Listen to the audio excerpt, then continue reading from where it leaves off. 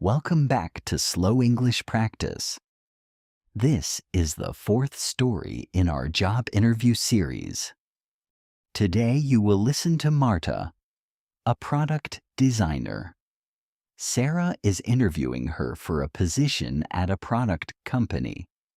Let's listen. Marta, let's start with a question that every designer faces. How do you balance user needs with business goals? I actually don't see them as opposites. In my experience, when a product truly works for users, the business results follow. If users can't achieve their goal quickly and easily, they leave. And when users leave, the business loses. That said, there are moments of real tension. For example, in a previous project, I was asked to add a promotional banner to the main screen. The business wanted more visibility for a new feature. But the banner was covering the element that users needed most. I suggested a quick user test to see how it affected behavior. The results were clear. Users were confused and task completion dropped. We found a compromise, a smaller contextual message that appeared only when it was relevant to what the user was already doing. The business got the visibility. The user kept a clean experience.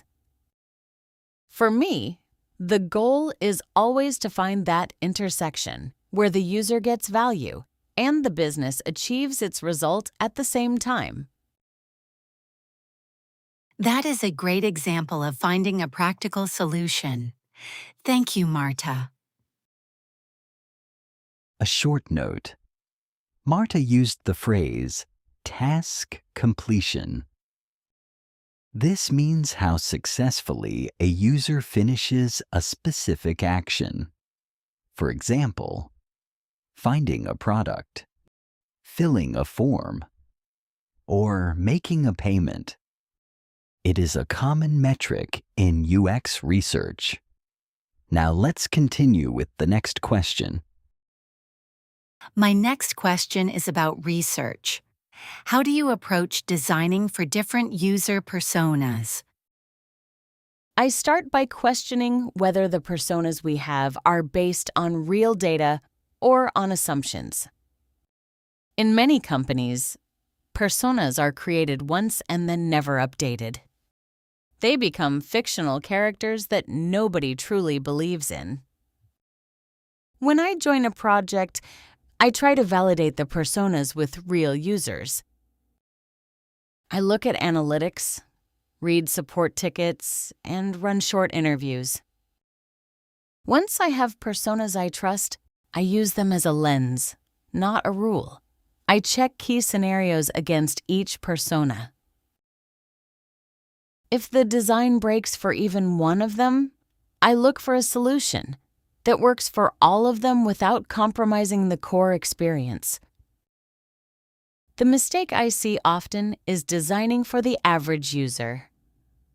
The average user does not exist. Real users are messier, faster, more distracted, and more creative with your product than you expect. That is a very thoughtful approach. A short note on something Marta said. She said she uses personas as a lens, not a rule. This means she uses them to look at the design from different perspectives. But she does not follow them rigidly. A lens helps you see clearly. A rule limits what you can do. It is an important distinction in design thinking. Now let's listen to the last question. And my last question, Marta. This one is a little more personal. What does good design mean to you? Good design is when the user achieves their goal and doesn't think about the design at all. If someone notices the interface, it usually means something got in the way.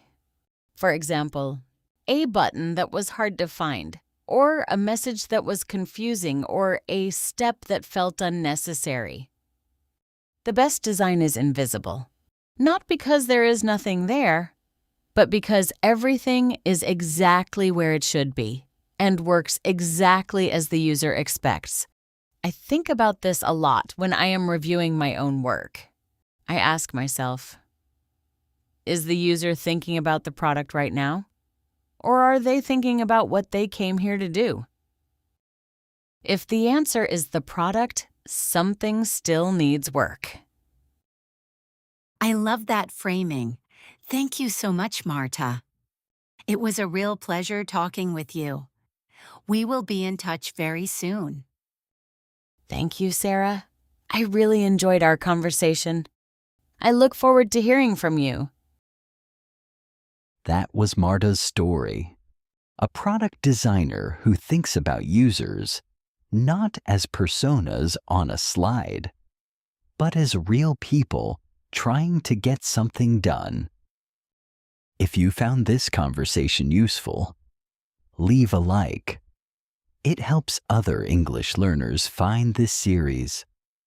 And if you are not subscribed yet, now is a good time. New stories come out regularly. Your homework today.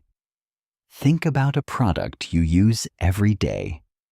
Is the design invisible to you? Or do you sometimes notice it getting in the way? Try to describe one moment in English. Keep it simple and specific. Thank you for listening. Until next time.